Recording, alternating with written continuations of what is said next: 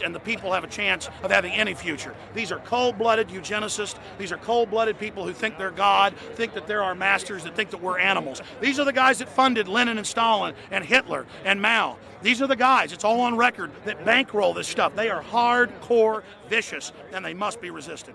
Up until about the Kennedy assassination and the beginning of the war in Vietnam, the United States is a very powerful engine for world progress. It's the assassinations, the Kennedy assassination, and the others in the 1960s, the beginning of the Vietnam War, and the beginning of the absolute domination of the Wall Street group over every other interest. Nobody else counts except the Wall Street money masters. That has now made the United States into no longer a force for progress, but something very different, often a force for destruction in the world. That doesn't need to remain that way.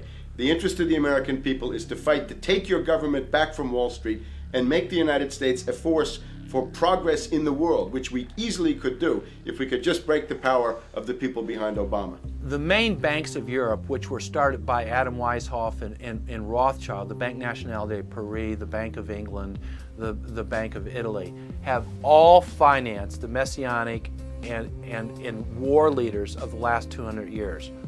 Napoleon, Lenin, Stalin. They backed Adolf Hitler.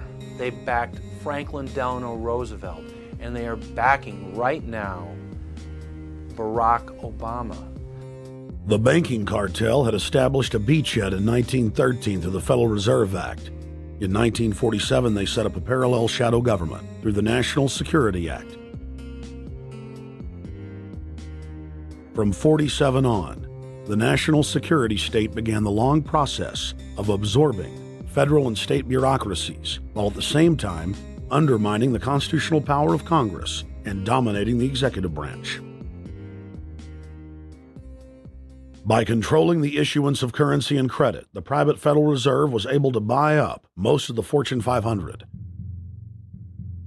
And if a company wouldn't sell, the bankers would unleash federal regulators to run them out of business.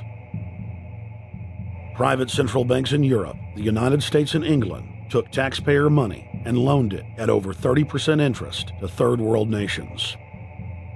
The bankers would then bribe the leaders of those countries not to pay back the loans. Their third world puppets would sign agreements stating that when the country defaulted, the banks would be given all the natural resources and infrastructure of the once sovereign lands.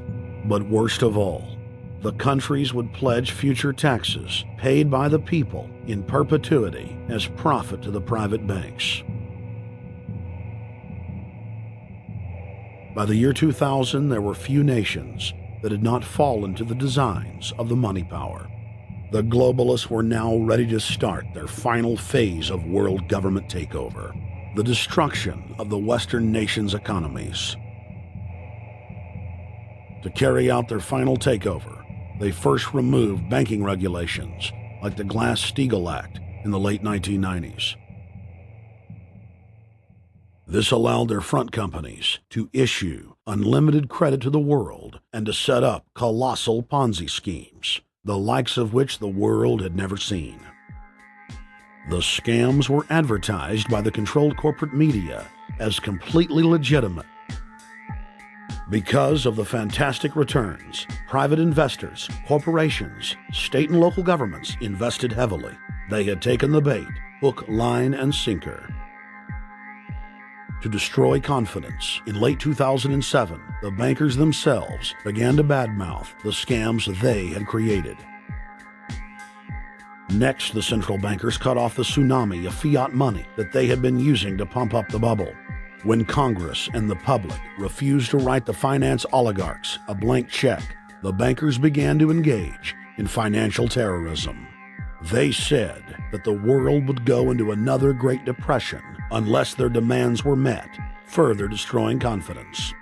The stock market instantly had its biggest one-day loss in history, but even that wasn't enough to force Congress to capitulate to the offshore banks. Senator Inhofe of Oklahoma and Congressman Brad Sherman of California, amongst others, told the world that the entire Congress had been threatened with martial law by the White House and the Treasury Department if they didn't pass the so-called banker bailout bill. The only way they can pass this bill is by creating and sustaining a panic atmosphere. That atmosphere is not justified.